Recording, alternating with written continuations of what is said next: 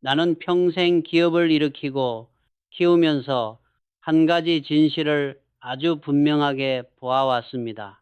사람들은 누구나 부자가 되고 싶다고 말합니다. 여유 있는 삶을 살고 싶다. 돈 걱정에서 벗어나고 싶다. 자식들에게 좋은 교육을 시키고 싶다.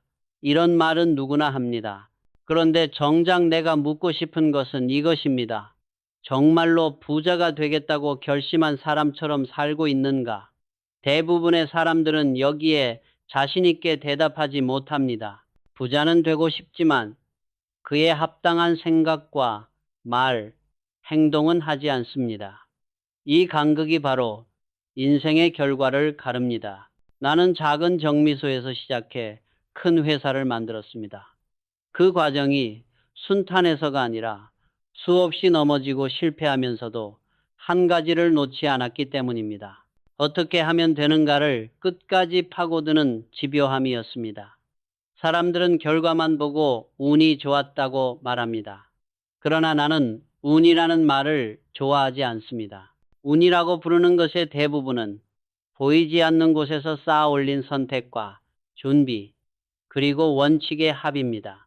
아무 원칙 없이, 아무 결단 없이 그냥 시간이 지나면 잘 되겠지 하는 태도로는 결코 큰 불을 만들 수 없습니다. 불은 저절로 붙지 않습니다. 매일 나무를 모으고 바람을 읽고 성냥을 준비한 사람이 결국 불을 피웁니다. 내가 살아오며 수많은 사람들을 가까이에서 지켜보았습니다. 임원, 직원, 협력업체, 사장, 젊은 창업가, 그리고 평범한 가장들. 입으로는 언젠가 나도 제대로 한번 성공해보고 싶습니다. 라고 하지만 그들의 책상 위, 수첩 속 하루 일과에는 그 마음이 보이지 않는 경우가 많았습니다. 하고 싶다는 말만 할 뿐, 언제까지, 무엇을, 어떻게 하겠다는 구체적인 약속과 숫자와 마감이 없습니다. 꿈은 있는데 계약서는 없는 셈입니다. 세상은 꿈이 아니라 계약을 보고 움직입니다. 계획서가 없는 사람에게 기회가 와도 그 기회는 내 것이 되지 못하고 바람처럼 지나갑니다. 여러분이 부자가 되고 싶다면 먼저 냉정하게 인정해야 할 사실이 있습니다. 돈은 감정만으로 모이지 않습니다. 특히 중장년 이후에는 더 그렇습니다. 체력도, 시간도, 사회적 역할도 달라지기 때문입니다. 그래서 부는 한 번의 역전이 아니라 반복 가능한 습관으로 만들어집니다. 나는 경영을 하면서 숫자가 얼마나 정직한지 뼈저리게 배웠습니다. 매출은 말이 아니라 장부에 찍힙니다. 비용도 그렇습니다. 그리고 개인의 부 역시 말이 아니라 통장과 기록에 찍힙니다. 나는 절약하려고 마음먹었어가 아니라 이번 달 고정비가 얼마고 줄인 항목이 무엇이며 그 돈을 어디로 옮겼는가가 남습니다. 그래서 오늘 나는 여러분이 정말로 부자가 되고 싶다면 반드시 알아야 할 4가지 원칙을 말하려 합니다. 그냥 교양 삼아 듣고 잊어버릴 이야기가 아닙니다. 여러분의 생활 방식, 시간 사용하는 법, 머릿속에서 스스로와 대화하는 방식을 완전히 바꿔야만 작동하는 원칙입니다. 나는 이 4가지를 가볍게 미친 방법이라고 부르고 싶습니다. 남들이 보기에는 미친 사람처럼 보일 정도로 철저하게 적용해야 하기 때문입니다. 그러나 한번 제대로 적용하면 여러분의 인생은 전과는 전혀 다른 궤도로 올라갈 것입니다. 첫 번째로 말할 것은 셀프 마감일, 즉 스스로에게 거는 데드라인입니다. 사람은 이상하게도 끝이 보일 때 비로소 진짜 힘을 냅니다. 경기가 시작될 때 선수들의 체력이 가장 좋지만 움직임이 가장 치열해지는 순간은 경기 마지막 몇 분입니다. 사업도 공부도 자산 형성도 마찬가지입니다. 끝이 보이지 않으면 사람은 되게 느슨해지고 오늘 해야 할 일을 내일로 미룹니다. 그래서 나는 항상 목표에 날짜를 붙였습니다. 언젠가 잘 되면 좋겠다가 아니라 몇 년 몇 월까지 무엇을 어느 수준까지 끌어올리겠다라고 써붙였습니다. 이것이 나를 끌고 간 보이지 않는 채찍이었습니다. 여기서 여러분이 알아야 할 것이 하나 있습니다. 사람의 뇌는 막연한 미래보다 구체적인 마감에 더 강하게 반응합니다. 경제학에서도 인간은 미래의 큰 보상보다 당장의 작은 보상에 끌리기 쉽다고 말합니다. 그러니 나중에 돈 모아야지는 늘 오늘의 유혹 앞에서 무너집니다. 반대로 이번 달 30일까지 가계부를 완성한다. 3개월 안에 비상금 200만 원을 만든다처럼 마감이 있는 목표는 오늘의 선택을 바꾸는 힘이 됩니다. 큰 부는 결국 작은 선택의 합입니다. 빵 하나를 사 먹는 선택, 앱을 켜서 의미 없는 영상을 넘기는 선택, 월급날 자동이체를 미루는 선택, 이 작은 선택들이 쌓여 1년 뒤에 남는 돈을 만들고 그 남는 돈이 쌓여 자산이 됩니다. 둘째로, 사람을 주저앉히는 것은 목표가 크기 때문이 아니라 쪼개지지 않았기 때문이라는 사실을 수없이 보았습니다.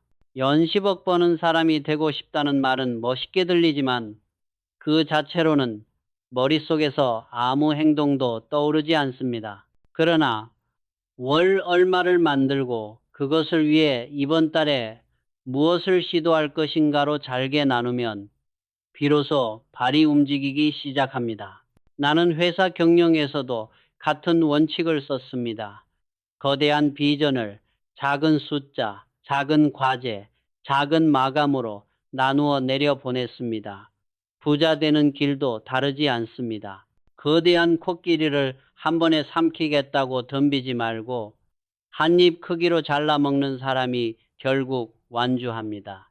셋째로, 나는 때를 기다린다는 말을 믿지 않습니다. 한국전쟁 직후 나라 형편은 말할 것도 없었고 나 역시 넉넉한 것이 하나도 없었습니다. 만약 내가 정치가 안정되면, 경기가 좋아지면, 자금이 충분해지면을 기다렸다면 지금 여러분이 아는 회사는 존재하지 않았을 것입니다. 부자가 되고 싶다고 말하면서 오늘 할 수 있는 최소한의 행동조차 미루는 사람은 사실상 스스로에게 이렇게 말하는 것입니다. 나는 진심으로 원하지 않는다. 진정으로 원하는 사람은 가진 것이 부족하더라도 지금 가진 것 안에서 할 수 있는 가장 작은 행동부터 시작합니다. 책을 사서 읽는 것일 수도 있고, 지출 내역을 적어보는 것일 수도 있고, 새로운 수익원을 위한 공부를 시작하는 것일 수도 있습니다. 중요한 것은 규모가 아니라 오늘 당장 무언가를 했다는 사실입니다. 그리고 마지막으로, 사람의 인생이 결국 그 사람이 한 말과 마음속에서 반복한 그림의 합이라는 것을 나는 여러 번 확인했습니다.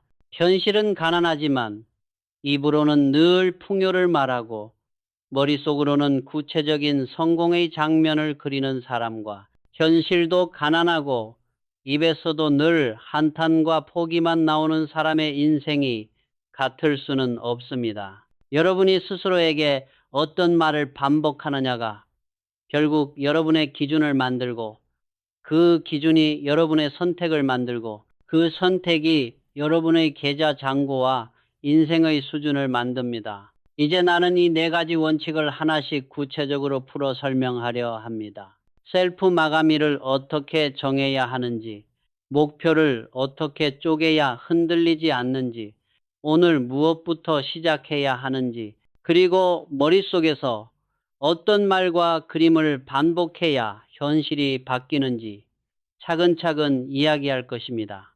이 이야기를 그냥 좋은 말로 흘려보내지 말고 여러분 인생의 새로운 출발점으로 삼기 바랍니다.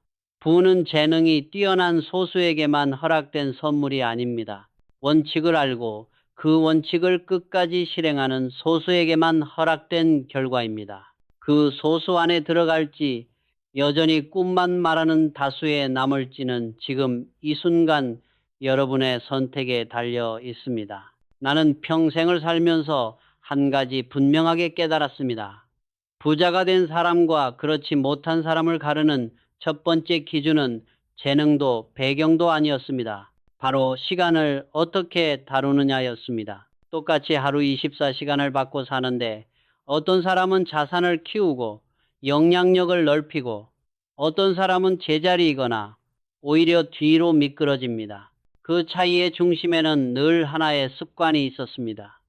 스스로에게 마감일을 거는 습관, 즉 셀프 마감일입니다. 보통 사람들은 마감일을 남이 정해 주어야 움직입니다. 회사에서 상사가 주는 보고서 마감, 학교에서 교수가 정해준 과제 마감, 세금 신고일 같은 것들입니다. 이런 외부 마감일은 지키지 않으면 손해를 보거나 욕을 먹기 때문에 억지로라도 움직입니다. 그러나 부자가 되는 일, 자기 자산을 키우는 일, 새로운 사업 기회를 만드는 일에는 남이 마감일을 정해주지 않습니다. 바로 이 지점에서 대부분의 사람들이 멈춥니다. 누가 뒤에서 재촉하지 않으면 사람은 끝없이 미루는 존재이기 때문입니다. 나는 젊은 시절부터 이 점이 두려웠습니다. 남이 시키는 일만 열심히 하면 평생 남이 정해준 급여만 받고 살게 된다는 사실 말입니다. 그래서 기업을 일으키기로 결심한 순간부터 받아들인 것이 하나 있었습니다. 이제부터는 남이 아니라 내가 나 자신에게 마감일을 걸어야 한다는 사실이었습니다. 오늘 공장을 세우기로 했다면 언젠가가 아니라 몇 년 몇 월까지 공장 가동을 시작한다.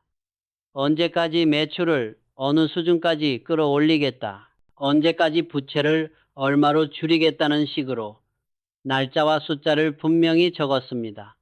이 종이는 누구에게 보여주기 위한 선언문이 아니라 나 자신을 몰아세우는 계약서였습니다. 사람의 몸과 마음은 생각보다 단순합니다. 마감이 있다고 믿으면 그 마감에 맞추어 에너지를 분배합니다. 마감이 없다고 느끼면 에너지를 아끼고 긴장을 풀어버립니다. 경기 초반에 체력은 가장 좋지만 경기 막판에 발이 더 빨라지는 이유도 여기에 있습니다. 끝이 다가왔다고 인식하는 순간 몸은 남은 에너지를 모두 끌어올려 마지막으로 쏟아붓습니다. 나는 사업에서도 이 현상을 수없이 보았습니다.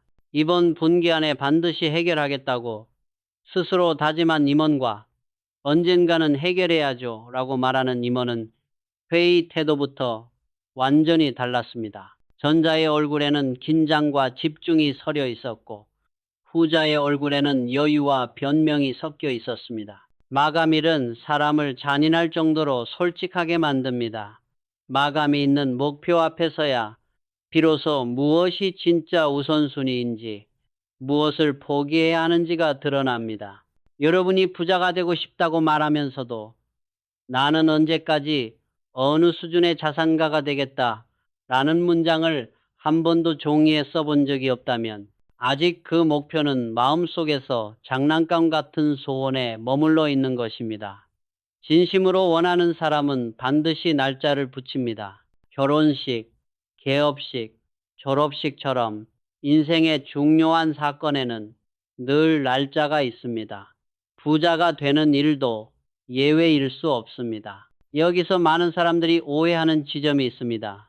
그 날짜에 정확히 못 맞추면 실패 아닌가요? 나는 그렇게 생각하지 않습니다.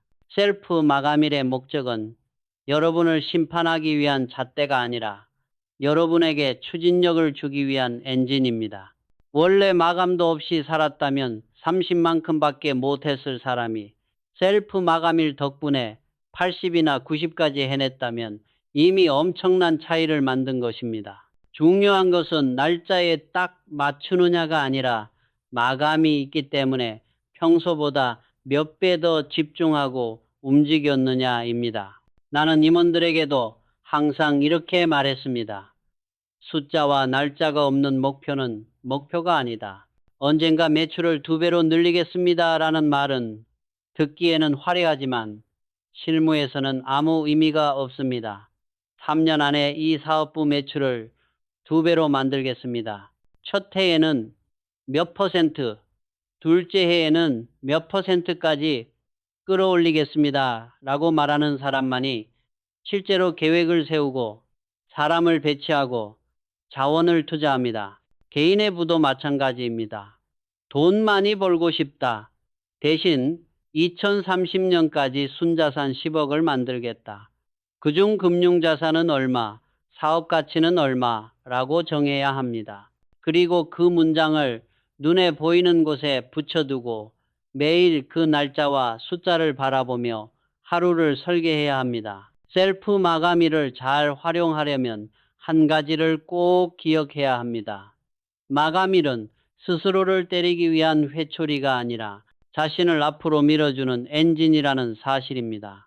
사람은 실패에 매우 취약한 존재입니다. 한번 마감에 못 맞추면 종이를 찢어버리고 역시 나는 안 되는구나 라고 포기해버리기 쉽습니다. 그러나 셀프 마감일은 엄격한 시험이 아니라 훈련입니다. 첫 번째 마감일에는 50밖에 못했더라도 두 번째에는 70, 세 번째에는 90까지 갈 수 있습니다. 반복할수록 여러분은 자신의 속도, 필요한 시간, 약한 구간을 점점 더 정확히 알게 됩니다. 이 데이터가 쌓이면 목표 설정도 점점 정교해집니다. 나는 여러분이 셀프 마감일을 두려워하지 않았으면 합니다. 오히려 적극적으로 활용했으면 합니다. 예를 들어 이렇게 시작해 보십시오. 나는 앞으로 6개월 안에 나의 소득 구조를 한 단계 바꾸겠다. 그 첫 단계로 이번 달 안에 수입과 지출을 완전히 기록하겠다. 3개월 안에 최소한 하나의 추가 수입원을 만들 아이디어를 정리하겠다. 이렇게 구체적인 문장을 날짜와 함께 적으십시오. 그리고 그 종이를 책상 위에, 문 앞에, 지갑 속에 넣어 두십시오. 이때부터 여러분의 머리와 몸은 그 날짜를 향해 움직이기 시작합니다. 부자가 되는 길에서 셀프 마감일은 선택이 아니라 필수입니다. 남이 정해준 시간표만 따라가는 인생으로는 남이 정해준 급여 이상의 삶을 살기 어렵습니다. 자기 인생의 마감일을 스스로 설계하는 사람만이 자기 인생의 결산표도 스스로 설계할 수 있습니다. 이것이 내가 말하는 첫 번째 미친 방법입니다. 이제 다음으로 이렇게 정한 큰 목표를 어떻게 잘게 쪼개야 흔들리지 않고 끝까지 갈 수 있는지 이야기해 보겠습니다. 나는 평생을 경영하면서 사람을 주저앉히는 진짜 이유가 무엇인지 여러 번 생각해 보았습니다. 많은 사람들은 목표가 너무 커서 무섭다고 말합니다. 그러나 내가 보기에 진짜 문제는 목표가 큰 것이 아니라 그 목표가 쪼개지지 않았기 때문이었습니다. 큰 숫자, 큰 꿈은 그 자체로 사람을 압도합니다. 연 10억을 벌겠다, 자산 100억을 만들겠다는 말은 듣기에는 거창하지만 그 말만으로는 내일 아침에 무엇을 해야 할지 전혀 떠오르지 않습니다. 행동으로 이어지지 않는 목표는 결국 장식품에 불과합니다. 보기에는 번듯하지만 삶을 움직이지는 못합니다. 나는 회사를 키우는 과정에서도 내 개인의 삶에서도 이 원리를 아주 단순하게 적용했습니다. 모든 거대한 일은 반드시 작은 단위로 잘라서 관리한다는 원칙이었습니다. 이 원칙 하나만 지켜도 여러분이 느끼는 막막함의 상당 부분은 사라질 것입니다. 막막함이라는 감정은 대개 능력이 부족해서 생기는 것이 아니라 해야 할 일이 너무 덩어리로 느껴질 때 생깁니다. 사람의 마음은 생각보다 단순해서 손에 잡히지 않는 덩어리 앞에서는 본능적으로 뒷걸음질을 칩니다. 예를 들어 봅시다. 여러분이 연 10억을 벌고 싶다고 합시다. 이 목표를 그대로 붙들고 있으면 머릿속에는 막연한 그림만 맴돕니다. 언젠가 어떻게든 나도 저렇게 라는 생각만 떠다닐 뿐입니다. 그러나 이 목표를 잘게 쪼개기 시작하면 상황은 완전히 달라집니다. 먼저 연 10억을 연 1억 단위로 나눕니다. 앞으로 몇 년 안에 연 1억을 만드는 구조를 완성하겠다는 단계 목표가 생깁니다. 그리고 연 1억을 다시 월 단위로 나눕니다. 월 약 830만 원을 만들려면 지금의 소득 구조에서 무엇을 바꿔야 하는지, 어떤 수입원을 추가해야 하는지, 어떤 비용을 줄여야 하는지가 구체적으로 계산되기 시작합니다. 머릿속에 떠다니던 구름 같은 목표가 비로소 손에 잡히는 숫자와 과제가 되는 순간입니다. 나는 회사에서도 똑같이 했습니다. 시장 점유율을 2배로 늘리겠다라는 구호는 누구나 외칠 수 있습니다. 그러나 내가 임원들에게 요구한 것은 그 다음이었습니다. 그러면 1년 차에는 몇 퍼센트를 올릴 것인가? 분기별 목표는 얼마인가? 어떤 지역에서 얼마를 더 가져올 것인가? 어떤 제품 라인에서 얼마를 키울 것인가를 숫자로 나누게 했습니다. 목표를 이렇게 쪼개면 각 부서, 각 팀, 각 담당자에게 내려갈 구체적인 행동 목록이 생깁니다. 책임이 생기고 일정이 생기고 점검이 가능해집니다. 부의 형성도 정확히 이와 같습니다. 언젠가 부자라는 말만 가지고는 어느 날 아침에 눈을 떠도 무엇을 해야 부자에 가까워지는지 알 수 없습니다. 이번 달에는 지출 구조를 점검해서 불필요한 고정비를 20만 원 줄인다. 3개월 안에 부업으로 월 30만 원을 만들 수 있는 구조를 시도해 본다. 올해 안에 금융 기초 공부를 끝내고 내년부터는 장기 투자 전략을 수립한다. 이런 식으로 목표를 쪼개야 합니다. 이때 중요한 것은 완벽한 계획이 아니라 오늘 당장 행동으로 이어질 수 있는 수준까지 나누는 것입니다. 계획이 너무 정교하면 오히려 시작이 늦어집니다. 부자가 되는 사람은 완벽한 계획을 세운 사람이 아니라 수정 가능한 계획을 빨리 실행한 사람입니다. 한 번은 이런 실험 결과를 들은 적이 있습니다. 아이들에게 수학 문제집 42페이지를 풀게 하되 한 그룹에는 한 번에 42페이지를 풀어라 라고 하고 다른 그룹에는 6페이지씩 나누어 7번에 걸쳐 풀어라 라고 했습니다. 결과는 명확했습니다. 42페이지를 통째로 받은 그룹은 중간에 지치고 포기하는 아이들이 많았고 다 풀더라도 대충 넘기는 경우가 많았습니다. 반면 6페이지씩 나누어 받은 그룹은 완료율도 높았고 정답률도 더 높았습니다. 사람의 마음은 이렇게 작동합니다. 작은 덩어리는 해낼 수 있겠다는 느낌을 줍니다. 이 느낌이 행동을 부르고 행동이 결과를 부릅니다. 반대로 큰 덩어리는 언젠가 해야지 라는 생각만 남깁니다. 이 차이는 시간이 쌓일수록 인생의 격차로 나타납니다. 여러분이 지금 품고 있는 목표를 한번 떠올려 보십시오. 빚을 다 갚겠다. 집을 사겠다. 자산 10억을 만들겠다. 이 말들을 그대로 두면 머릿속에서 무게만 늘어갈 뿐 발은 움직이지 않습니다. 이제 이 목표들을 잘게 쪼개야 합니다. 빚을 갚겠다면 이번 달에 얼마를 더 갚을 것인지, 내년 말까지 총 얼마를 줄일 것인지를 적으십시오. 집을 사겠다면 목표 주택 가격을 어느 정도로 잡을지, 자기 자본 비율을 얼마로 설정할지, 몇 년 안에 그 자기 자본을 맞출 것인지를 숫자로 쓰십시오. 자산 10억을 원한다면 금융자산, 사업자산, 부동산이 각각 얼마인지 비율을 정하고 첫 단계로 1억까지의 계획을 세우는 것입니다. 여기서 반드시 기억해야 할 점이 있습니다.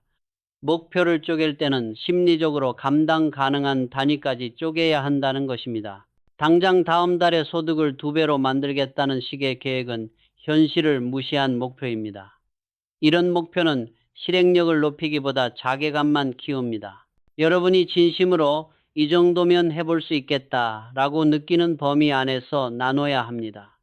현실감 있는 작은 목표를 달성해 나가면서 자신감과 역량이 함께 커집니다. 그러면 그 다음 단계의 목표도 점점 더 과감하게 설정할 수 있게 됩니다. 나는 회사 경영에서도 개인의 부를 관리할 때에도 항상 이 흐름을 중시했습니다. 작은 성공을 계속 쌓는 사람만이 어느 날 큰 성공을 맞이할 자격이 있다는 믿음이었습니다. 큰 성공은 어느 날 갑자기 하늘에서 떨어지지 않습니다. 작은 성공이 반복되다 보면 어느 순간 남들이 보기에는 갑자기 잘된 사람처럼 보일 뿐입니다. 또 하나 중요한 점이 있습니다. 목표를 쪼갤수록 여러분의 하루가 구체적으로 바뀐다는 점입니다. 연 10억이라는 말 앞에서는 유튜브를 보며 시간을 보내도 마음이 덜 불편합니다. 어차피 너무 멀게 느껴지기 때문에 오늘 한두 시간을 허비해도 티가 나지 않습니다. 그러나 이번 달에는 지출을 정확히 기록해서 누수되는 20만 원을 찾아내겠다. 이번 주 안에 부업 아이디어를 3가지로 좁히겠다라는 목표를 세우면 오늘 저녁을 아무 생각 없이 흘려보내는 것이 즉시 눈에 보입니다. 셀프 마감일과 잘게 쪼갠 목표는 이렇게 여러분의 오늘 하루를 바꾸는 도구입니다. 오늘이 바뀌지 않으면 1년 뒤도 10년 뒤도 바뀌지 않습니다. 나는 여러분에게 묻고 싶습니다. 지금 당신의 목표는 숫자와 단위, 마감이 있는가? 아니면 그저 멋있게 들리는 문장에 불과한가? 부자가 되는 길은 거창한 이론에서 시작되지 않습니다. 수첩 한 페이지 위에 여러분이 원하는 숫자를 연, 월 단위로 나누어 적는 것에서 시작됩니다. 그리고 그 숫자 옆에 날짜를 적는 것입니다.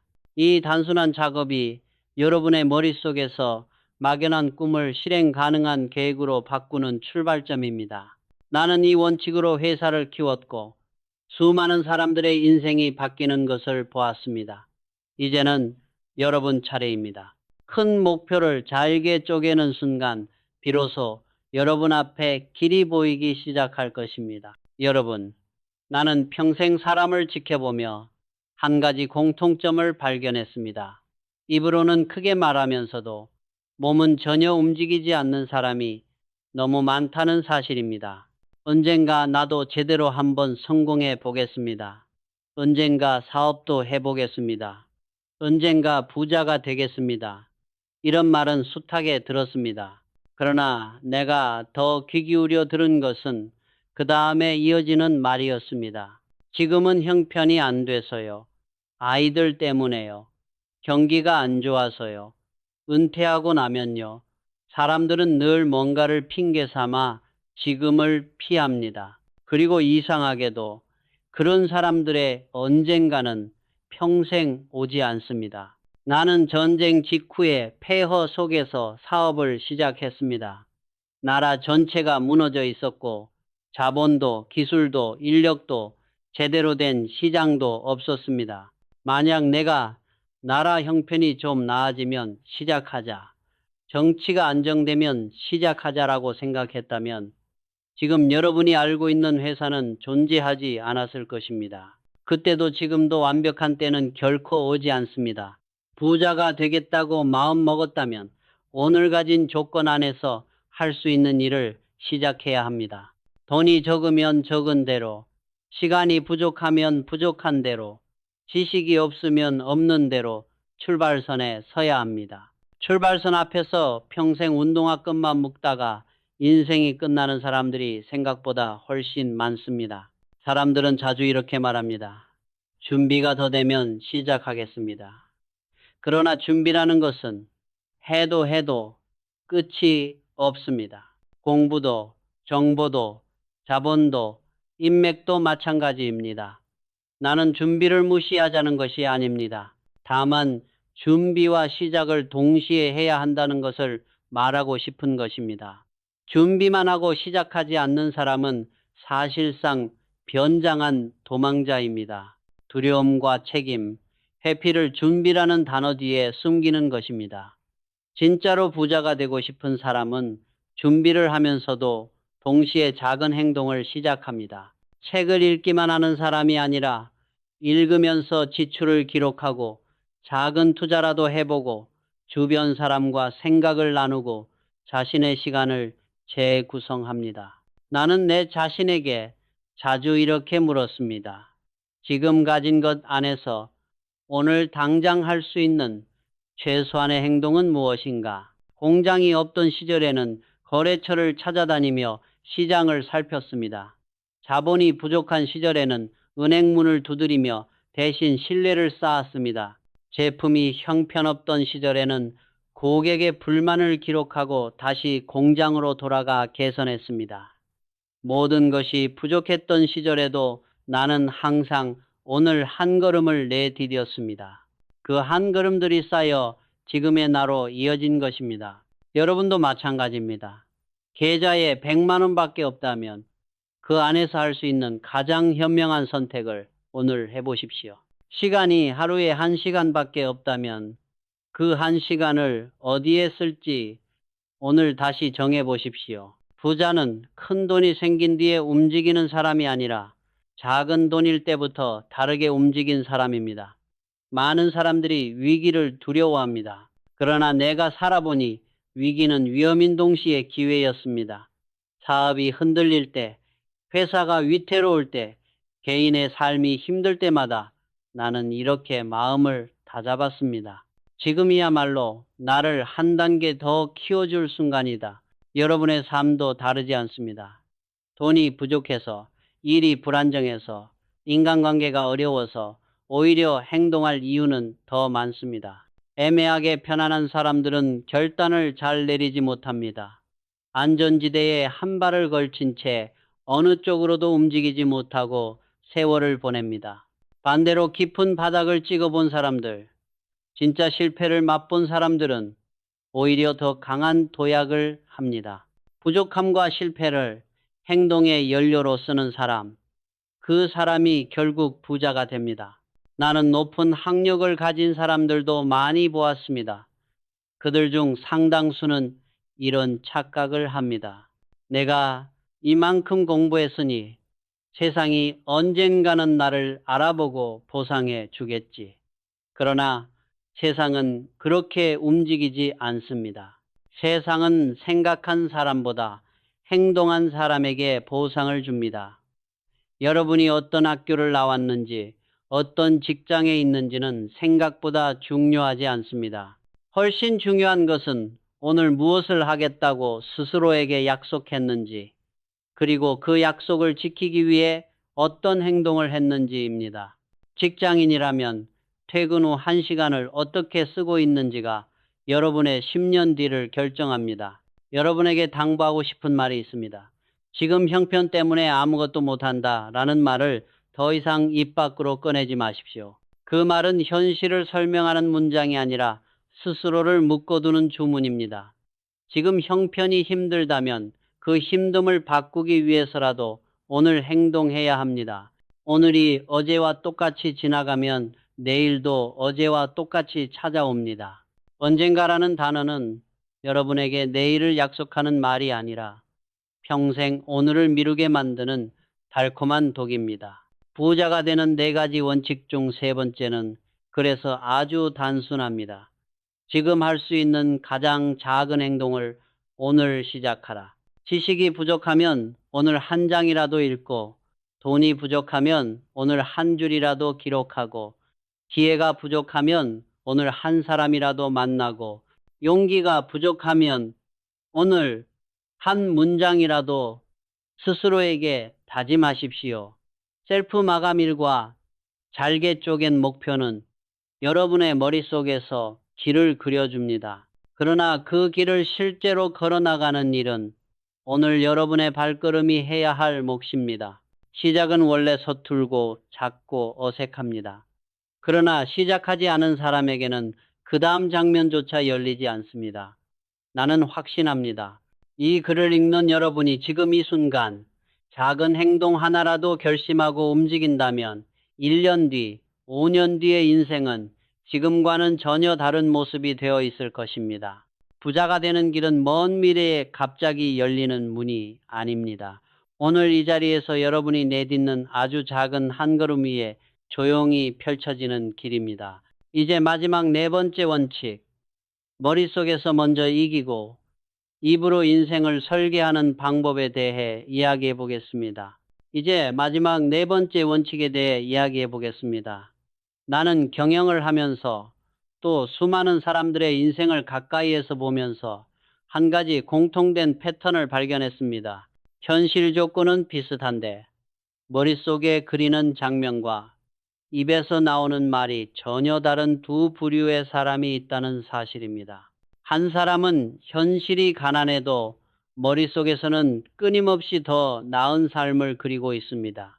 작은 사무실에 앉아 있지만 마음속에서는 더 큰 공장, 더 많은 고객, 더 높은 신뢰를 상상합니다. 반대로 어떤 사람은 현실이 평범하거나 오히려 남들보다 나은 편인데도 머릿속에서는 늘 불안과 두려움, 실패의 장면만 반복합니다. 망하면 어떡하지? 안 되면 어떡하지? 나는 원래 안 되는 쪽이었지. 이런 생각들입니다. 세월이 흐른 뒤 두 사람의 삶은 처음의 현실이 아니라 머릿속에서 어떤 장면을 반복했는지에 따라 전혀 다른 방향으로 흘러갑니다. 나는 일을 시작하기 전마다 먼저 머릿속에서 공장을 지었습니다. 기계가 어디에 놓일지, 사람들이 어떤 동선으로 움직일지, 고객이 제품을 어떻게 보고 만지고 선택할지까지 구체적으로 그렸습니다. 숫자 목표를 세울 때도 단순히 몇 퍼센트 성장이라고 적고 끝내지 않았습니다. 그 목표가 이루어진 뒤 회의실에서 어떤 표정들이 오갈지, 거래처가 우리를 어떻게 평가할지, 시장에서 어떤 말이 나올지를 미리 상상했습니다. 머릿속에서 여러 번 이긴 싸움은 현실에서도 이길 확률이 높아집니다. 반대로 머릿속에서 이미 여러 번 진 싸움은 현실에서도 질 가능성이 커집니다. 시각화는 어려운 기술이 아닙니다. 특별한 도구도 필요 없습니다. 다만 많은 사람들이 그 정도로는 현실이 바뀌지 않는다라고 단정하고 시도조차 하지 않을 뿐입니다. 그러나 우리의 뇌는 실제로 경험한 것과 강렬하게 상상한 것을 완전히 구분하지 못합니다. 심장이 빨리 뛰고 손에 땀이 나고 몸이 긴장되는 순간 그것이 실제 상황인지 머릿속 장면인지를 뇌는 크게 가리지 않습니다. 그래서 뛰어난 운동선수나 연주자, 성공한 경영자일수록 경기 전에, 무대에 오르기 전에, 계약서에 사인하기 전에 이미 머릿속에서 수십 번, 수백 번 연습해 봅니다. 여러분이 부자가 되기를 원한다면 머릿속에서 먼저 부자의 하루를 살아보아야 합니다. 아침에 어떤 공간에서 눈을 뜨고 싶은지, 어떤 기분으로 하루를 시작하고 싶은지, 어떤 일정으로 시간을 쓰고 싶은지, 어떤 표정과 말투로 사람들을 만나고 싶은지를 구체적으로 그려보십시오. 계좌 잔고에 찍힌 숫자, 자산 현황표의 구성, 매달 들어오는 현금 흐름까지도 상상해 보십시오. 처음에는 어색하고 민망할 수 있습니다. 그러나 같은 장면을 반복해서 그리다 보면 어느 순간 그것이 말도 안 되는 꿈이 아니라 언젠가 당연히 도달해야 할 기준처럼 느껴지기 시작합니다. 이 감각이 매우 중요합니다. 기준이 바뀌면 선택이 바뀌고 선택이 바뀌면 행동이 바뀝니다. 여기에 한 가지가 더 필요합니다. 바로 입으로 내뱉는 말, 즉 선언입니다. 시각화가 머릿속의 그림이라면 선언은 입 밖으로 꺼낸 설계도입니다. 많은 사람들은 잘 됐으면 좋겠다, 부자가 됐으면 좋겠다 라고 말합니다. 그러나 이 말들에는 책임과 결단이 없습니다. 그저 운이 알아서 가져다 주기를 바라는 소망에 가깝습니다. 나는 이런 말에는 큰 힘이 실리지 않는다고 봅니다. 대신 이렇게 말해야 합니다. 나는 2030년까지 반드시 순자산 10억을 만들 작정이다. 나는 앞으로 5년 안에 내 소득 구조를 근본적으로 바꿀 것이다. 나는 이 일을 결국 해내고야 말겠다. 이 말 속에는 자기 자신을 향한 계약이 담깁니다. 사람은 이상하게도 자신이 반복해서 한 말에 묶입니다. 나는 원래 머리가 나쁘다. 나는 돈하고는 인연이 없다. 나는 이런 사람이야 라는 말을 평생 해온 사람은 실제로 그렇게 살게 됩니다. 반대로 나는 느리지만 끝까지 간다. 나는 한번 마음먹으면 결국 해낸다. 나는 돈을 다루는 법을 반드시 배운다. 라는 말을 스스로에게 반복해온 사람은 그런 선택을 하고 그런 행동을 하게 됩니다. 말이 생각을 만들고, 생각이 행동을 만들고, 행동이 습관을 만들고, 습관이 결국 인생을 만듭니다. 나는 직원들과 임원들에게도 늘 이렇게 말했습니다. 입에서 나오는 말부터 바꾸지 않으면 회사의 미래도 바뀌지 않는다. 부서가 어려운 상황일 때 안 됩니다. 불가능합니다. 라는 말을 먼저 꺼내는 사람과 어렵지만 방법을 찾겠습니다. 시간이 더 걸릴 뿐입니다. 라고 말하는 사람은 그 순간부터 이미 다른 길을 걷기 시작한 것입니다. 개인의 부도 마찬가지입니다. 나는 평생 월급만 받다 끝날 것이다. 라고 믿는 사람과 나는 월급 외에도 소득의 기둥을 반드시 하나씩 세워갈 것이다. 라고 선언하는 사람은 10년 뒤 전혀 다른 자리에 서게 됩니다. 여기서 중요한 점이 하나 있습니다. 이 선언은 공상과 달라야 합니다. 공상은 아무 계획도, 아무 마감도, 아무 행동도 없는 꿈입니다. 반면 우리가 말하는 선언은 앞에서 이야기한 셀프 마감일, 잘게 쪼갠 목표, 오늘의 작은 행동 위에 세워진 말입니다. 이미 내부에서는 준비가 진행되고 있고 바닥에서는 움직임이 시작되었으며 그 위에 나는 이 일을 결국 해내고야 말겠다 라는 문장이 얹혀지는 것입니다. 이런 말은 허언이 아니라 미리 내뱉어 놓는 결산 보고서와 같습니다. 나는 여러분에게 권하고 싶습니다. 종이에 여러분의 선언을 적어 보십시오. 나는 몇 년 몇 월까지 어떤 자산을 만들겠다. 나는 그때까지 이렇게 일하겠다. 나는 이 과정을 통해 이런 사람이 되어 있을 것이다. 그리고 그 종이를 매일 눈에 보이는 곳에 두고 하루에 한 번이라도 소리내어 읽어보십시오. 처음에는 우습게 느껴질 수 있고 주변 사람들이 비웃을 수도 있습니다. 그러나 그런 시선을 두려워한다면 애초에 큰 불을 논할 자격도 없습니다. 부자는 남들의 비웃음을 두려워하지 않는 소수입니다.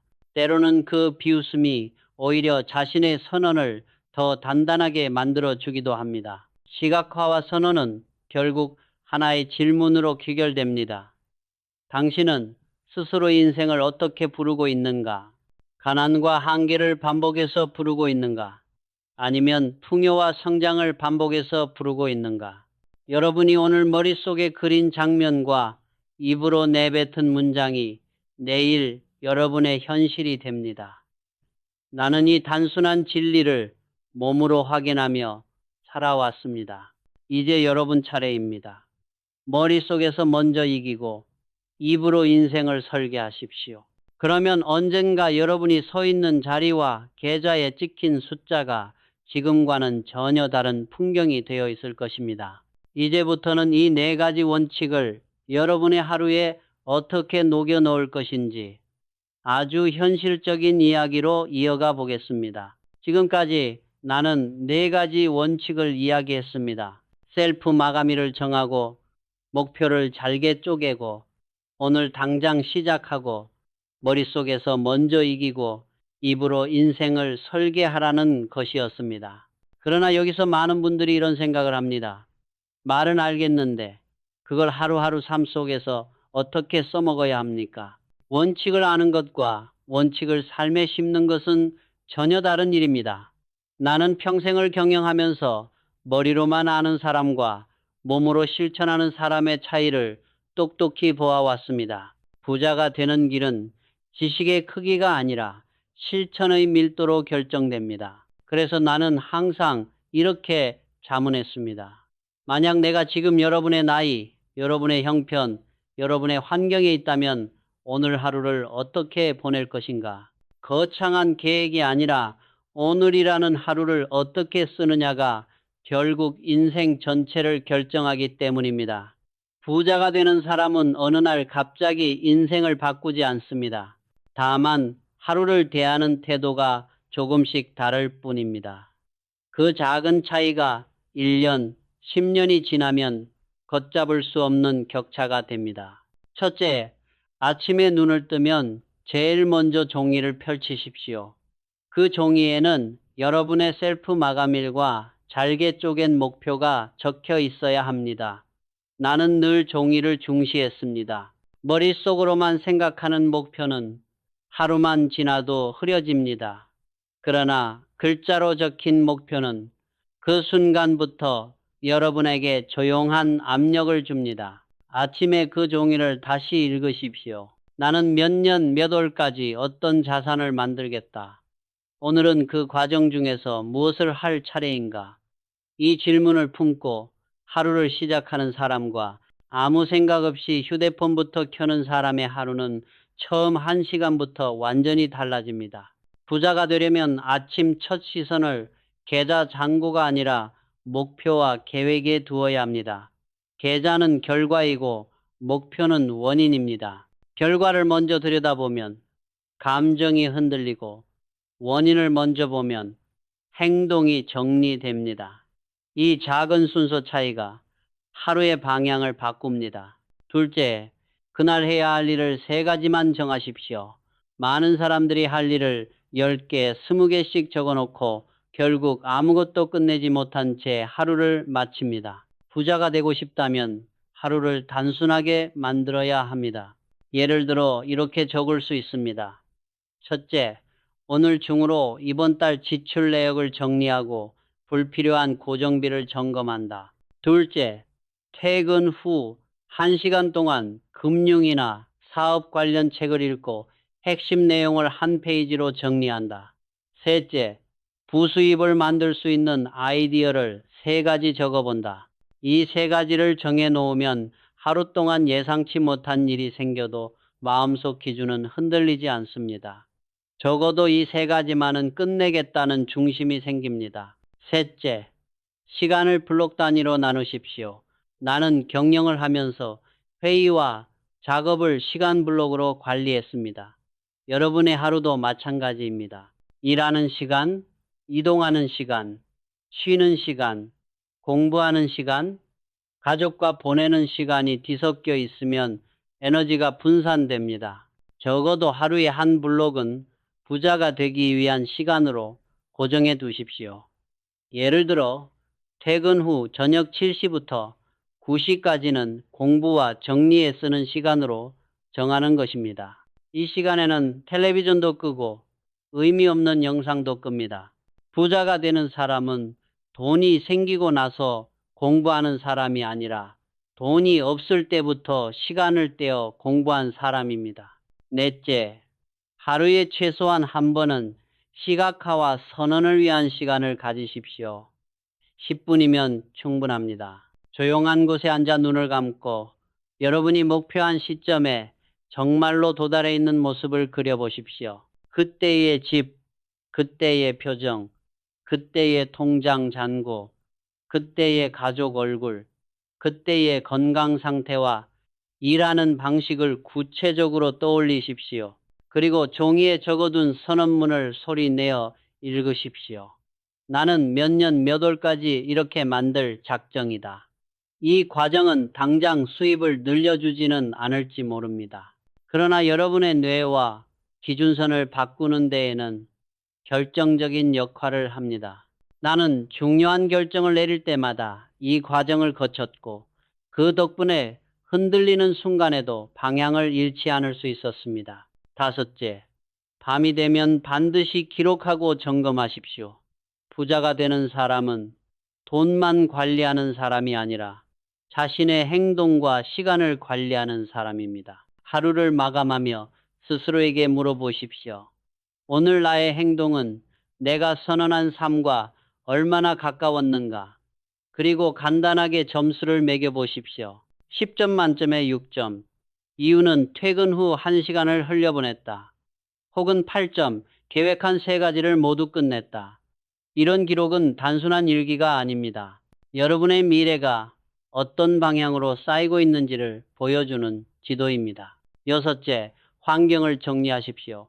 부자가 되는 원칙을 아무리 배워도 주변 환경이 끌어내리면 실천하기 어렵습니다. 집이 늘 어지럽고 책상 위가 산처럼 쌓여 있고 옆에서 늘 부정적인 말만 하는 사람들과 함께 있다면 결심은 매일 조금씩 마모됩니다. 그래서 나는 회사의 환경과 사람 배치를 늘 중요하게 여겼습니다. 여러분도 집과 책상부터 정리하십시오. 목표가 적힌 종이를 눈에 잘 보이는 곳에 두고 부정적인 말만 반복하는 사람들보다 도전하고 배우려는 사람들과 접촉하려고 노력하십시오. 환경은 말없이 그러나 강하게 여러분을 끌고 갑니다. 마지막으로 나는 여러분에게 한 가지 질문을 남기고 싶습니다.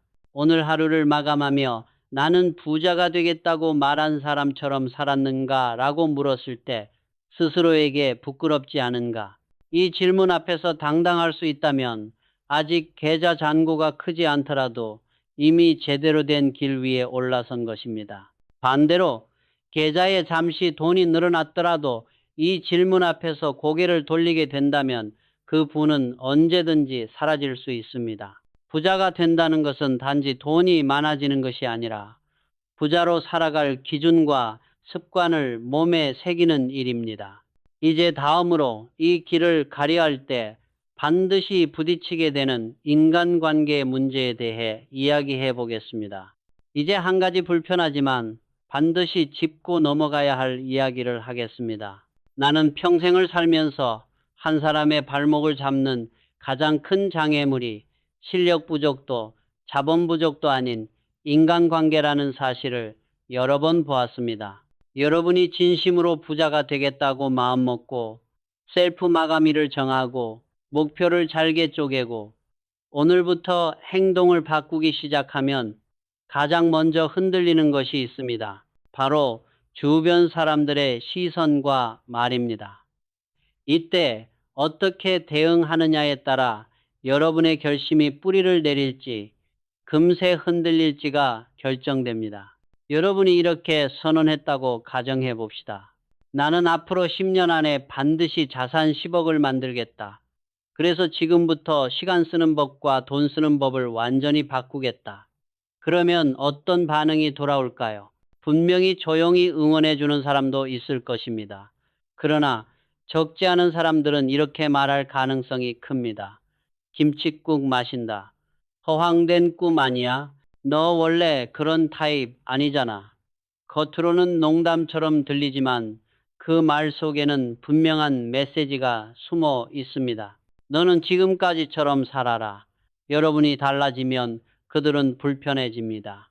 왜냐하면 여러분의 변화는 그들에게 자기 자신의 정체를 들여다보게 만들기 때문입니다. 나는 이 지점에서 냉정해질 필요가 있다고 생각합니다. 여러분의 미래를 진심으로 생각하지 않는 사람의 말은 아무리 오래 알고 지낸 친구라 해도, 친척이라 해도, 직장 동료라 해도 그대로 받아들일 필요가 없습니다. 여러분이 인생을 바꾸겠다고 진지하게 말할 때마다 비웃고 깎아내리는 사람은 의도했든 그렇지 않든 여러분의 시간을 빼앗고 에너지를 갉아먹는 존재입니다. 그 말들을 가슴에 담아두는 순간 여러분의 결심은 매일 조금씩 닳아 없어집니다. 물론 여기서 말하는 것이 하루아침에 모든 인연을 끊어버리라는 뜻은 아닙니다. 중요한 것은 관계의 방향과 거리입니다. 여러분에게 자극을 주고 더 나은 선택을 하도록 이끌어주는 사람들과 보내는 시간을 늘리고 늘 불평과 한탄, 냉소만 반복하는 사람들과의 시간을 줄여야 합니다. 같은 한 시간이라도 어떤 사람과 함께 쓰느냐에 따라 여러분의 내일은 전혀 다른 색으로 칠해집니다. 나는 회사를 운영하면서도 이 사실을 수없이 확인했습니다. 에너지를 올리는 사람과 함께 있는 조직은 살아 움직였고 에너지를 떨어뜨리는 사람과 함께 있는 조직은 늘 제자리였습니다. 여러분 스스로에게 이렇게 물어보십시오. 내 주변에는 내가 꿈을 말할 때 눈을 반짝이며 더 크게 생각해봐 라고 말해주는 사람이 많은가? 아니면 현실적으로 생각해라 라며 시작도 하기 전에 꺾어버리는 사람이 많은가?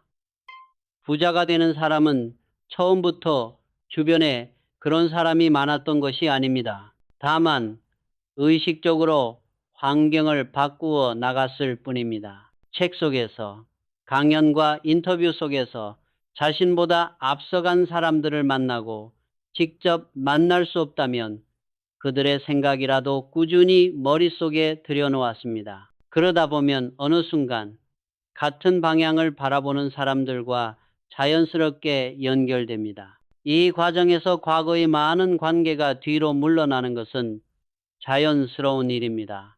인생의 방향이 달라지면 함께 걷는 사람도 달라집니다. 이것을 배신이나 변심으로 볼 필요는 없습니다. 성장의 속도가 달라진 것뿐입니다. 여러분의 시간과 에너지는 유한합니다.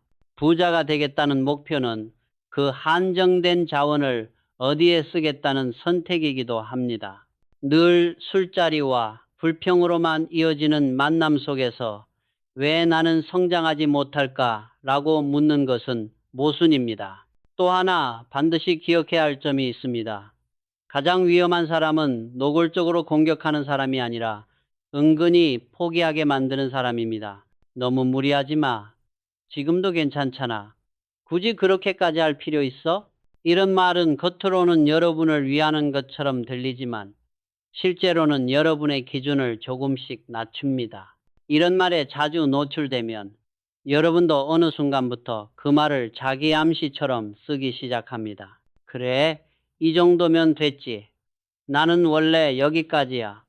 이 순간부터 부자의 가능성은 조용히 지워집니다. 부자의 인간관계를 한 문장으로 정리하면 이렇습니다. 나를 작아지게 만드는 관계보다 나를 더 크게 살게 만드는 관계를 택하라. 여러분의 목표를 우선넘기는 사람보다 진지하게 들어주고 하나라도 함께 방법을 고민해주는 사람과 시간을 보내십시오. 여러분이 셀프 마감일을 정했다고 말했을 때 잘했다. 그날까지 내가 물어볼게. 라고 말해주는 사람이 있는지 돌아보십시오. 그런 사람이 단 한 명만 있어도 여러분의 여정은 훨씬 덜 외롭습니다. 혹시 이런 생각이 들 수도 있습니다. 그럼 가족이나 오래된 친구들까지 다 버리라는 말인가? 나는 그렇게까지 말하고 싶지는 않습니다. 다만 분명히 말하고 싶은 것은 가장 가까운 사람에게조차 여러분의 꿈을 지키기 위한 최소한의 경계는 필요하다는 점입니다. 그들이 무심코 던진 말이라도 여러분의 의지를 꺾는다면 그 말과는 거리를 두어야 합니다. 때로는 조용히 대화를 돌리고 때로는 여러분의 계획을 굳이 설명하지 않는 것도 지혜입니다. 인간관계는 지키되 여러분의 시간과 에너지는 스스로 지켜야 합니다. 부자가 되는 4가지 원칙은 혼자서는 지키기 어렵습니다. 그렇기 때문에 함께 갈 사람과 거리를 둘 사람을 선택하는 용기가 필요합니다. 나는 이 선택을 여러 번 했고 그 선택이 나를 지금의 자리로 이끌었다고 믿습니다. 여러분도 여러분의 인생에서 같은 선택을 하게 될 것입니다. 그 선택의 방향이 여러분이 선언한 미래와 일치하길 바랍니다. 이제 다음으로 이 모든 원칙을 실천하려 할 때 여러분 앞을 가로막는 가장 큰 벽, 실패에 대한 두려움에 대해 이야기해 보겠습니다. 이제 실패에 대한 이야기를 하지 않을 수 없습니다. 나는 평생을 경영하며 수많은 실패를 겪었습니다.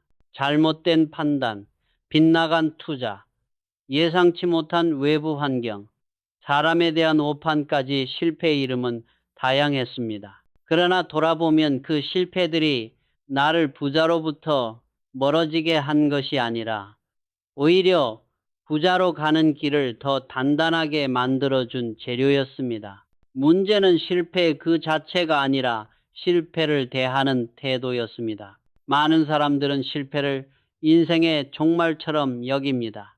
작은 사업 하나가 잘못돼도 역시 나는 안 되는구나 라고 단정하고 투자해서 한번 손해를 보면 나는 돈과 안 맞는다라고 결론을 내려버립니다.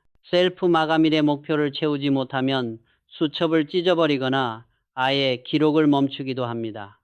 나는 이런 모습을 볼 때마다 안타까웠습니다. 실패는 결론이 아니라 데이터입니다.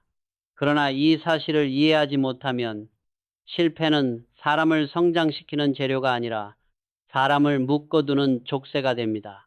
부자가 되는 사람은 실패를 경험할 때마다 이렇게 묻습니다. 나는 왜 실패했는가? 무엇을 잘못 계산했는가? 다음에는 무엇을 바꿔야 하는가? 그리고 그 답을 기록합니다. 반대로 부자가 되지 못하는 사람은 역시 나는 안 돼 라는 한 문장으로 모든 실패를 덮어버립니다. 이 한 문장은 인생에서 가장 비싼 문장이 됩니다. 왜냐하면 그 문장은 생각을 멈추게 하고 질문을 닫아버리기 때문입니다. 나 역시 사업을 시작한 지 얼마 되지 않았을 때 큰 낭패를 본 적이 있습니다. 거래처를 잘못 선택해 물건 값을 받지 못했고 자금 사정이 급격히 나빠졌습니다. 그때 나는 분노도 컸고 억울함도 있었습니다.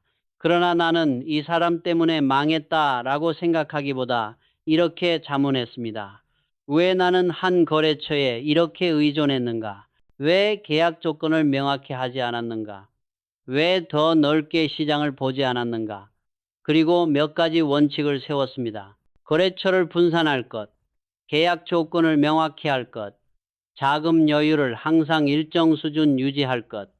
이 원칙들은 이후 회사가 커질수록 여러 번 위기를 피하게 해 주었습니다. 한 번의 실패에서 뽑아낸 원칙이 나중에는 상상할 수 없을 만큼 큰 가치를 지켜준 셈입니다. 여러분의 재정 생활도 다르지 않습니다. 잘못된 투자, 무리한 빚, 충동적인 소비, 사업 시도의 실패 등으로 이미 상처를 받은 분들도 있을 것입니다. 그러나 그 상처가 여러분을 평생 가난에 묶어둘 이유는 없습니다. 오히려 그 상처 안에는 여러분만의 재무 원칙이 숨어 있습니다. 나는 단기 요행을 노리면 반드시 손해를 본다. 나는 남의 말만 믿고 움직이면 후회한다. 나는 기록하지 않으면 돈의 흐름을 놓친다. 이런 깨달음들이 바로 자산입니다. 나는 여러분에게 권하고 싶습니다. 실패를 그냥 아픈 기억으로 덮어두지 말고 글로 적어 보십시오. 작은 수첩 한쪽이면 충분합니다. 어떤 선택이었고 왜 그 선택을 했고 결과는 어땠는지, 그리고 그 옆에 한 문장으로 정리하십시오. 그래서 앞으로는 이렇게 하겠다. 이 문장들이 쌓이면 그 누구의 책에서도 찾을 수 없는 여러분만의 부자 교과서가 됩니다. 실패를 대할 때 가장 위험한 태도는 남 탓과 환경 탓입니다. 물론 세상에는 내가 통제할 수 없는 요소가 많습니다. 경기, 정책, 환율, 회사 사정, 가족 문제까지 셀 수 없이 많습니다. 그러나 부자가 되는 사람은 기준을 이렇게 세웁니다. 외부 환경은 변수이지만 그 환경 속에서 내가 선택한 행동의 책임은 나에게 있다. 이 기준이 서야 실패가 교훈으로 바뀝니다. 반대로 기준이 세상이 나를 이렇게 만들었다에 머물면 실패는 언제나 억울한 사건으로만 남습니다. 또 하나 중요한 것은 실패의 크기를 조절하는 것입니다. 나는 처음부터 회사를 걸고 도박을 하지 않았습니다. 실험은 작게 그러나 자주 했습니다. 신제품을 내놓을 때도 시장 반응을 보기 위해 작은 규모로 시험했고 그 결과를 보고 점점 키웠습니다. 개인의 자산 관리도 마찬가지입니다. 처음부터 큰 돈을 걸고 이번에 성공하면 인생 역전을 노리는 태도는 부자의 태도가 아닙니다. 부자는 인생 역전을 노리는 사람이 아니라 인생의 궤도를 서서히 바꾸는 사람입니다. 100만 원이 있다면 그중 일부는 공부에 쓰고 일부는 작은 실험에 쓰고 일부는 반드시 남겨두십시오. 실패하더라도 다시 일어날 수 있는 구조를 만드는 것이 중요합니다. 이렇게 해야 실패가 치명상이 아니라 훈련 과정의 상처로 남습니다. 나는 이런 방식으로 수많은 시도를 했고 그 과정에서 실패보다 훨씬 많은 교훈을 얻었습니다. 실패를 두려워하는 마음은 누구에게나 있습니다. 나 역시 그랬습니다. 그러나 나는 한 가지를 아주 일찍 깨달았습니다. 실패를 피하려고 아무것도 하지 않는 것이야말로 가장 큰 실패라는 사실입니다. 아무 선택도 하지 않으면 당장은 안전해 보일 수 있습니다. 그러나 시간이 흐를수록 남들과의 격차는 조용히 그러나 확실하게 벌어집니다. 여러분이 오늘 작은 실패를 감수하며 한 걸음을 내디딜 때 누군가는 여전히 제자리에서 안전만을 찾고 있을 것입니다. 10년 뒤 두 사람의 삶은 전혀 다른 풍경이 됩니다. 마지막으로 한 가지 부탁을 하고 싶습니다. 여러분의 실패를 부끄러워하지 마십시오. 실패를 자랑하라는 말이 아닙니다. 다만 실패를 숨기느라 그 안에서 배울 기회를 버리지 말라는 뜻입니다. 실패를 기록하고 거기서 원칙을 뽑아내는 순간 여러분은 이미 부자의 멘탈을 갖추기 시작한 것입니다. 이제 다음으로 말만 그럴듯한 교훈이 아니라 여러분이 당장 써먹을 수 있는 아주 구체적인 점검 질문들을 정리해 보겠습니다. 이제 나는 말만 그럴듯한 교훈이 아니라 여러분이 당장 써먹을 수 있는 아주 구체적인 점검 질문들을 남기고 싶습니다. 부자가 되는 4가지 원칙, 셀프 마감일, 목표 쪼개기, 오늘 시작하기, 시각화와 선언은 머리로 아는 것보다 몸에 새길 때 비로소 힘을 발휘합니다. 그래서 나는 경영을 하며 늘 스스로에게 또 사람들에게 반복해서 던지던 질문들을 정리해 보았습니다. 이 질문들에 예라고 대답하는 횟수가 늘어날수록 여러분의 인생은 눈에 보이지 않게 그러나 분명하게 부자의 방향으로 움직이기 시작할 것입니다. 첫째, 나는 지금 분명한 셀프 마감일을 가지고 있는가입니다. 언젠가 부자가 되겠다가 아니라 나는 몇 년 몇 월까지 어느 정도의 자산을 만들겠다 라는 문장을 실제로 종이에 써두었는지 스스로에게 물어보십시오. 그 문장을 한번 쓰고 서랍 속에 넣어 두었는지 아니면 눈에 보이는 곳에 붙여두고 매일 한 번이라도 읽고 있는지도 중요합니다. 셀프 마감일은 한 번 정한다고 끝나는 약속이 아닙니다. 계속해서 자신에게 상기시켜야 비로소 압력이 됩니다. 만약 이 질문에 선뜻 예라고 답하지 못한다면 오늘이 바로 그 문장을 쓰는 날이어야 합니다. 둘째, 내 목표는 충분히 잘게 쪼개져 있는가입니다. 연 단위, 월 단위, 주 단위, 하루 단위 목표가 서로 연결되어 있는지 점검해 보십시오. 예를 들어 10년 후 자산 목표가 있다면 5년 후, 3년 후, 1년 후의 기준선이 무엇인지 그리고 그 1년 목표를 이루기 위해 이번 달과 이번 주에 무엇을 해야 하는지가 정리되어 있어야 합니다. 나는 회사에서도 늘 같은 질문을 던졌습니다. 이 숫자가 현장에서는 어떤 행동으로 바뀌는가? 여러분의 숫자 목표가 여러분의 하루 행동으로 연결되어 있지 않다면 그 목표는 아직 장식에 불과합니다. 셋째, 오늘 나는 부자가 되겠다고 선언한 사람처럼 행동했는가입니다. 하루가 끝날 때 이 질문 하나만 정직하게 스스로에게 던져보십시오. 그리고 10점 만점으로 점수를 매겨보십시오. 단순히 오늘 열심히 살았다가 아니라 부자가 되겠다고 말한 사람의 기준으로 오늘을 살았는가를 기준으로 점수를 매겨야 합니다. 퇴근 후 1시간을 어디에 썼는지, 쓸데없는 소비를 얼마나 줄였는지, 새로운 지식을 얼마나 쌓았는지, 돈의 흐름을 얼마나 들여다보았는지를 돌아보십시오. 점수가 낮다고 자책할 필요는 없습니다. 다만 그 점수를 외면하지 않는 것이 중요합니다. 넷째, 나는 실패를 기록하고 있는가입니다. 돈과 관련된 실수, 시간 낭비, 잘못된 선택을 그냥 부끄러운 기억으로 덮어두지 말고 한 줄이라도 적어 두십시오. 나는 이런 유형에 투자해서 약했다. 나는 감정에 휘둘릴 때 이런 소비를 했다. 나는 이런 기준으로 사람을 믿었다가 손해를 봤다. 그리고 그 옆에 그래서 앞으로는 이렇게 하겠다라는 문장을 붙이십시오. 이 작은 기록들이 쌓여 여러분만의 재무 원칙이 됩니다. 나는 회사의 큰 실패들을 이렇게 정리하며 다시는 같은 실수를 반복하지 않을 기준을 만들었습니다. 여러분도 여러분 인생의 최고 경영자입니다. 다섯째, 내 말은 내 꿈을 돕고 있는가, 방해하고 있는가입니다. 하루 동안 내가 입 밖으로 꺼낸 말들을 떠올려 보십시오. 힘들다. 안 된다. 나는 원래 이런 사람이다.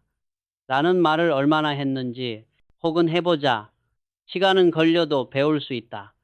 나는 성장 중이다. 라는 말을 얼마나 했는지를 스스로 물어보십시오.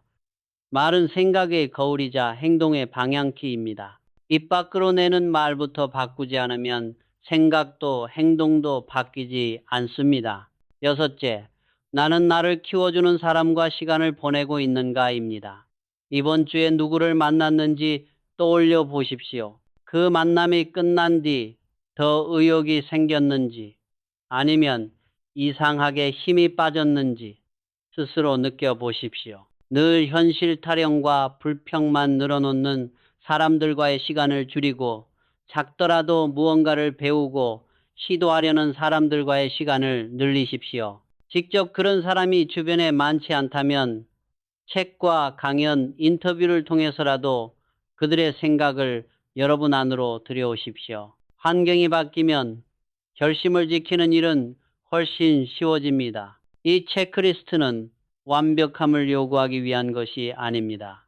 다만 여러분이 부자가 되겠다고 말한 그날의 마음을 매일 조금씩 다시 꺼내보기 위한 도구입니다. 우리는 쉽게 잊습니다. 바쁘고 피곤하다는 이유로 처음의 각오를 서랍 한 구석에 밀어 넣어 둡니다. 그러나 부자가 되는 길은 한 번의 거대한 결심이 아니라 수천 번의 작은 재결심으로 이루어집니다. 이 질문들은 그 재결심을 돕는 장치입니다. 나는 여러분에게 당부하고 싶습니다. 이 질문들에 오늘 모두 예라고 답하지 못해도 괜찮습니다. 다만 질문 자체를 버리지는 마십시오. 매일 밤 이 중 한두 가지만이라도 스스로에게 묻는 사람과 아예 묻지 않는 사람의 1년 뒤 모습은 전혀 달라집니다.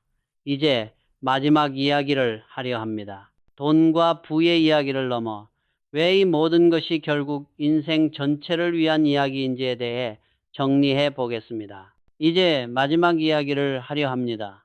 나는 한 사람의 기업인으로 살았지만 그보다 먼저 한 사람의 인간으로, 한 사람의 가장으로, 한 사람의 나로 살아왔습니다. 뒤돌아보면 회장이 되기 전에 먼저 내 인생의 회장이 되려고 애썼던 시간이 있었습니다. 부자가 된다는 것은 결국 돈의 숫자만 키우는 일이 아니라 자기 인생을 스스로 책임지고 설계하는 사람이 된다는 뜻이라는 것을 나는 점점 더 분명하게 깨닫게 되었습니다. 나는 여러분이 이 네 가지 원칙을 단지 돈을 위해서만 사용하지 않았으면 합니다. 물론 돈은 중요합니다. 돈이 없으면 선택지가 줄어들고 자유도 줄어듭니다. 그러나 돈은 목적이 아니라 도구입니다. 나는 사업을 하면서 큰 돈을 다루게 되었지만 돈 그 자체를 사랑한 적은 없습니다. 내가 진짜로 중요하게 여긴 것은 돈이 만들어낼 수 있는 변화였습니다. 더 나은 일자리를 만들고 더 나은 제품과 서비스를 제공하고 직원과 고객, 사회가 함께 조금이라도 나아지는 과정이었습니다. 여러분도 마찬가지입니다. 자산 10억, 100억은 그저 숫자입니다. 그 숫자를 통해 여러분이 어떤 삶을 살고 어떤 얼굴로 하루를 보내며 어떤 영향을 남길 것인지가 더 중요합니다. 그래서 나는 여러분에게 이렇게 말하고 싶습니다.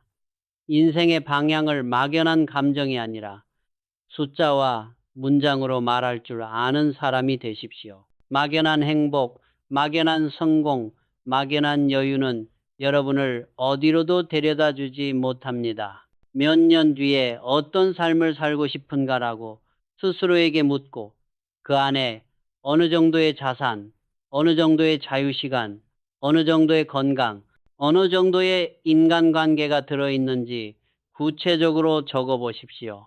이것은 욕심이 아니라 책임입니다. 자기 삶을 흐릿하게 내버려 두는 것이야말로 가장 위험한 무책임입니다. 둘째로, 부자가 되는 길을 외롭지 않게 만들려고 애쓰십시오.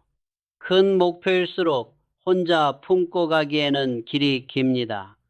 여러분의 꿈을 모두에게 떠벌릴 필요는 없습니다. 그러나 최소한 한두 사람에게는 진심을 이야기해 보십시오. 나는 이렇게 살고 싶다.